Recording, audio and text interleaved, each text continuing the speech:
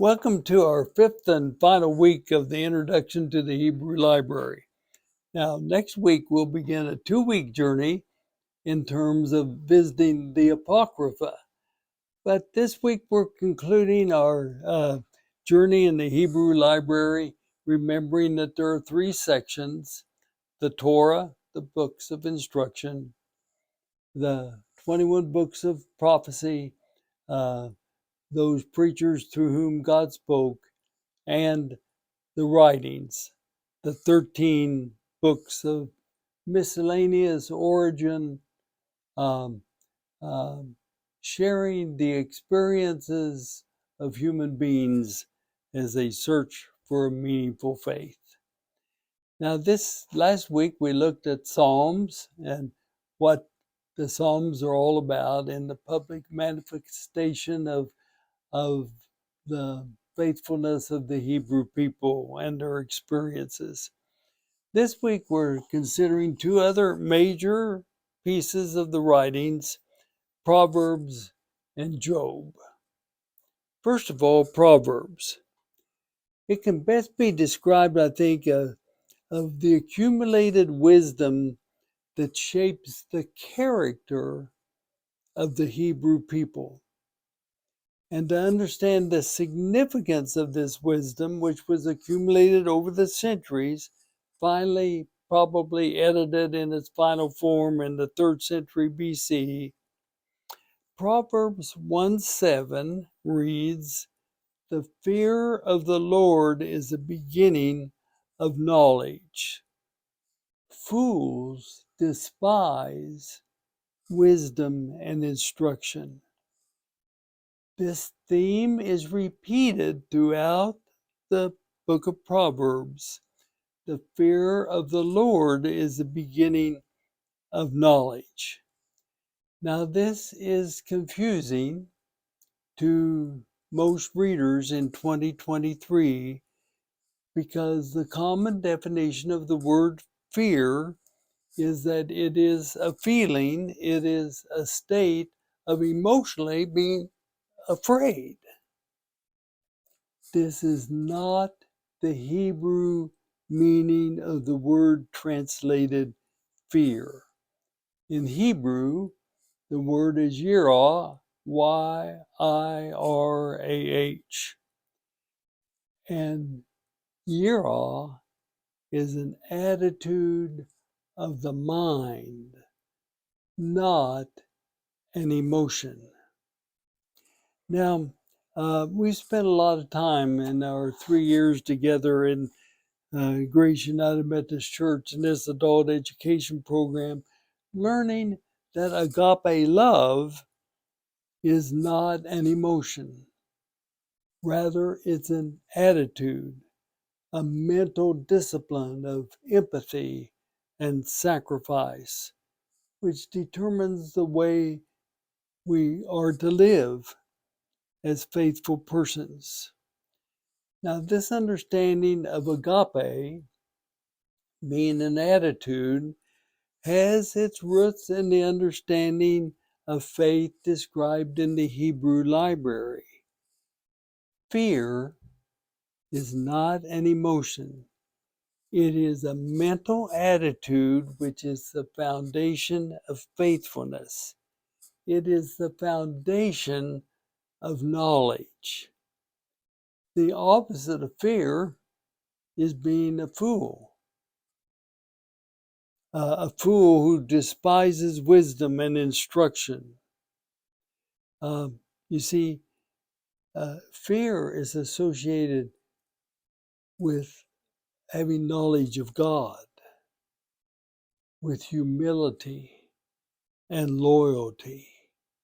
It is contrasted with pride, arrogance, and perverted speech. You see, fear in the book of Proverbs is not an emotion of being afraid of God. It's rather an attitude, a mental discipline that is best defined as reverence and respect. And so, Proverbs 1:7 and those repeated words throughout Proverbs might best be translated, reverence and respect of the Lord is the beginning of knowledge. Now, Proverbs is all about developing character. It's applied to family life, applied to life within the tribe, life within the clan, life in the royal court of human governance. An example of how it develops character is in chapter 5 of Proverbs 1-16. And what this is addressing is a guide to practical life, practical advice for everyday living. It's the way of ethical monotheism. And listen to a few verses of chapter 5. The lips of a loose woman drip honey, and her speech is smoother than oil. But in the end she is bitter as wormwood, sharp as a two-edged sword.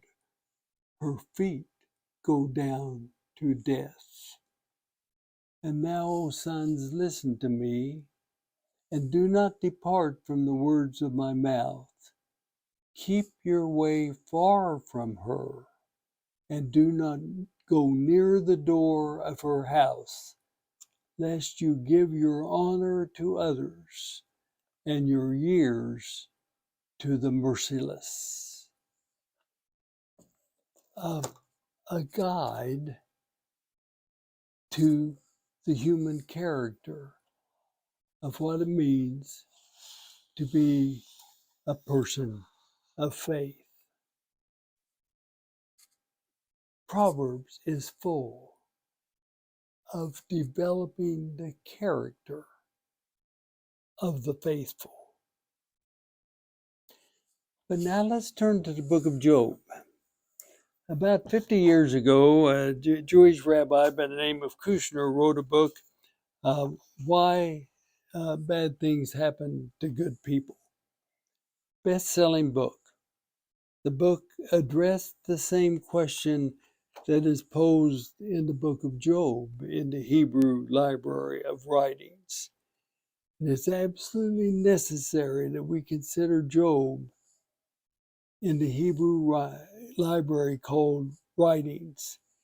It is Job's search for a meaningful faith, not a prophet through whom God spoke.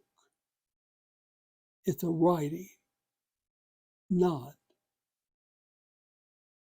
a preacher. Now, the manuscript of Job leads most Hebrew scholars to conclude there's probably a composite work developed over a period of time. First of all, the theme of the book is not unique in the Hebrew library, for similar books are found in other ancient cultures of the Eastern world. And this understanding that it's a composite helps us understand why the prose section of the book has a main character who never argues with God. But on the other hand, the poetic section represents a faithful person who challenges the divine. And so to consider Job as a composite work demands that it's to be read as a whole, for the final editor of the work is clear that from a human point of view, through all the good, all the bad, all the advice of three friends, all this includes many perspectives. And indeed, at the end, through all of the good and bad, God has faith in Job. And by inference, God has faith in humanity. You see, As a composite, Job includes many perspectives concerning why bad things happen to good people. But the book read as a whole is a writing which affirms that the human search for meaningful faith concludes with the experience of the faithfulness of God to human beings.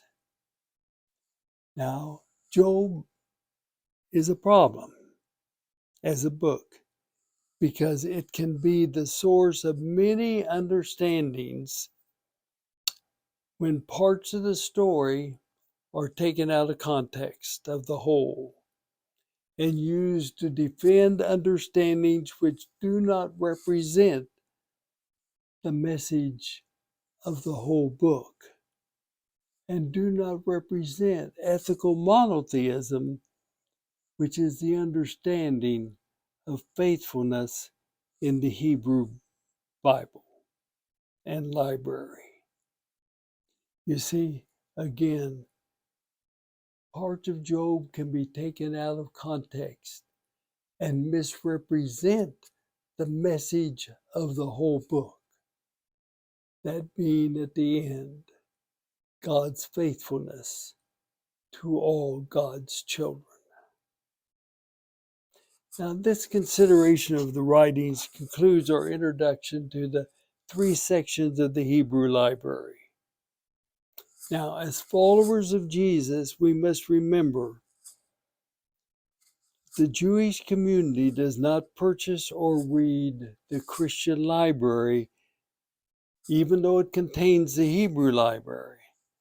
The Jewish community reads and studies their library, which contains only the 39 books. If you're part of a church school class at Grace United Methodist Church, this Sunday you'll be given a list of books of the Hebrew library, a list of books of the Roman Catholic library, and a list of books of the Christian library. If you're one of our listeners that did not participate in the church school class, simply call the church office at Grace Church in Winfield, and we'll send you a copy of what we're distributing. Now, next week, we will begin a 2-week journey into the stacks of our library, the stack which is called the Apocrypha. But thank you this week for learning more about the writings in the Hebrew library, namely the writings of Proverbs and Job. Some questions for you to consider on your journey of thought. Is the understanding of fear being an attitude of reverence and respect rather than an emotion of being afraid helpful or disturbing to you in your journey of faith? Secondly, how is the distinction between the books of the prophecy, persons through whom God spoke, and the writings, the accumulated experience of faith from the human perspective, helpful in reading and studying the Hebrew library? Finally, the question, why do bad things happen to God's people, is never answered in the book of Job. To what extent are you comfortable in your faith journey of living with questions rather than having the answers? I hope you're enjoying the trip to our library.